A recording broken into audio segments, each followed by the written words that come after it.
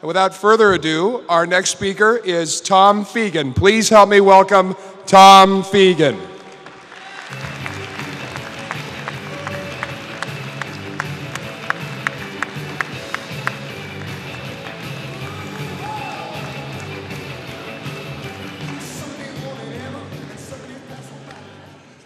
Greetings, fellow Democrats.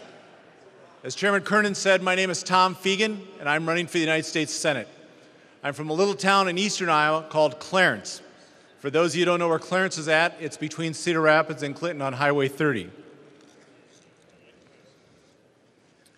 You just heard Bob Kraus and Roxanne Conlon speak. And Bob is known as very passionate on veterans issues. And as you heard, Roxanne is very eloquent as a trial lawyer on behalf of victims. Let me say the Iowa Democratic Party has always been with veterans, and it's always sought justice for victims. As your Democratic nominee and your next United States Senator, I will maintain that tradition of protecting our veterans and standing up for victims' rights. But I'm here tonight to speak on behalf of a larger group. I'm here to speak on behalf of working Iowans, those of us who have their own businesses, those who work with their hands. I'm here to speak on behalf of farmers and homeowners as they try and deal with the bank. And I'm here to speak tonight on behalf of that couple that because of job loss or because of cutting hours is scrounging around tonight for $2.59 to buy a gallon of milk so that their children will have milk for their cereal tomorrow. I speak for working Iowans, and I want to do that as your U.S. Senator, not just to their bankers and their creditors, but also in the halls of government. I want to be the voice for working Iowans who not only hears their problems and concerns, but also, unlike the gentleman from New Hartford, works to find a solution.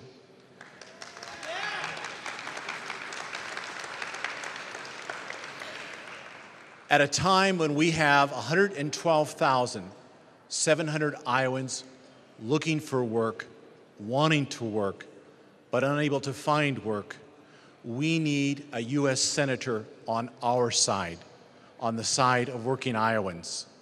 That gentleman, thank you, that gentleman from New Hartford who's kept this seat warm for 30 years, he's not on the side of working Iowans. And let me give you 3 examples, but there's dozens more.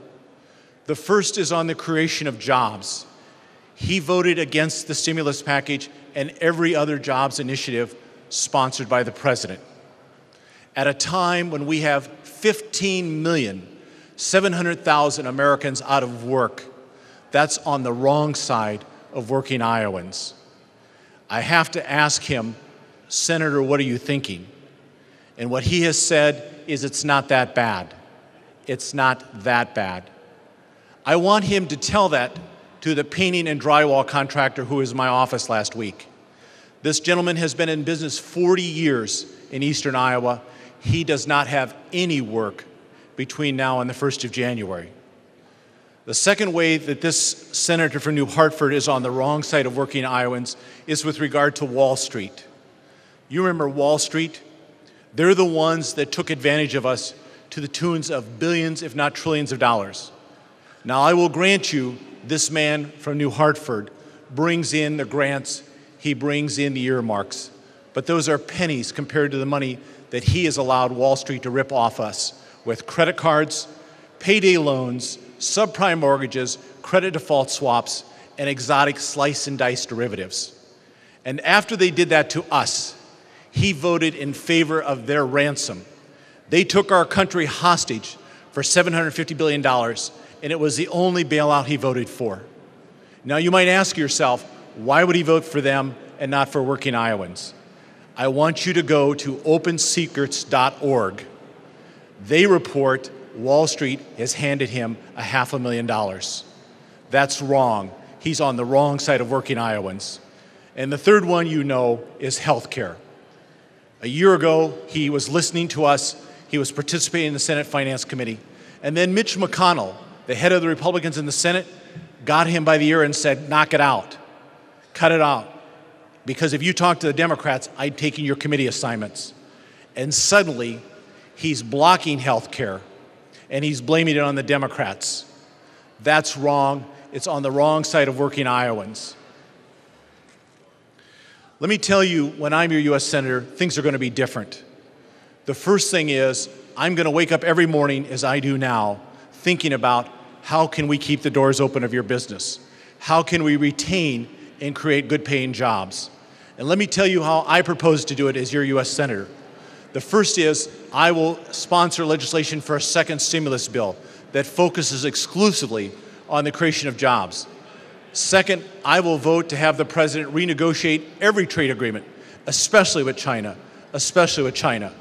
American workers can compete with anybody in the world if we're on a level playing field. We need to the Chinese, we need to sign it to the Chinese and others. We want a level playing field.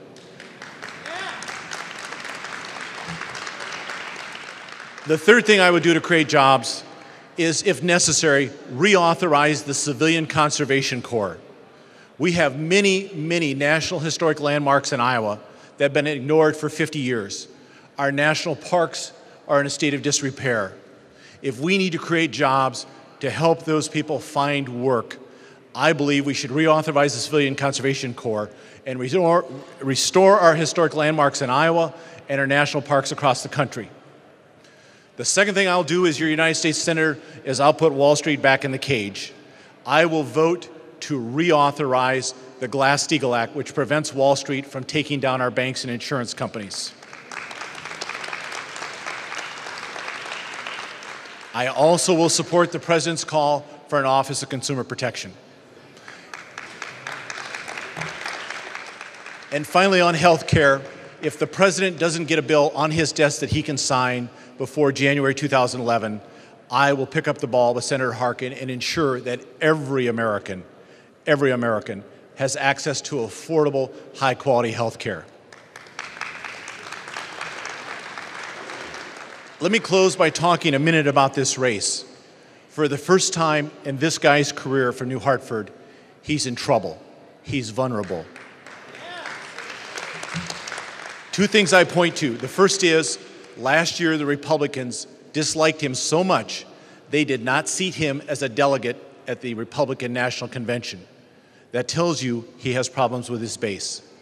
Second, this summer he embarrassed all of us.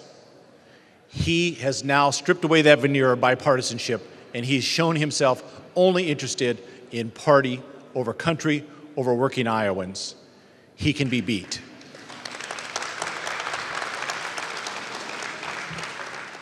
And let me bring up the topic of money.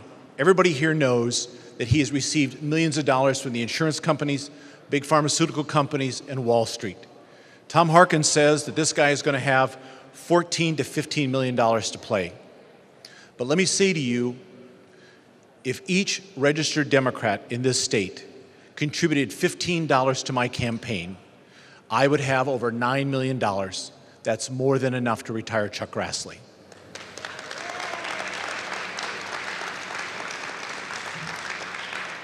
You've heard from a lot of good candidates tonight, and as you consider who to select as your nominee and your next U.S. Senator, I want you to ask two questions. The first question is, which of these candidates better understands the challenges that I face in my life?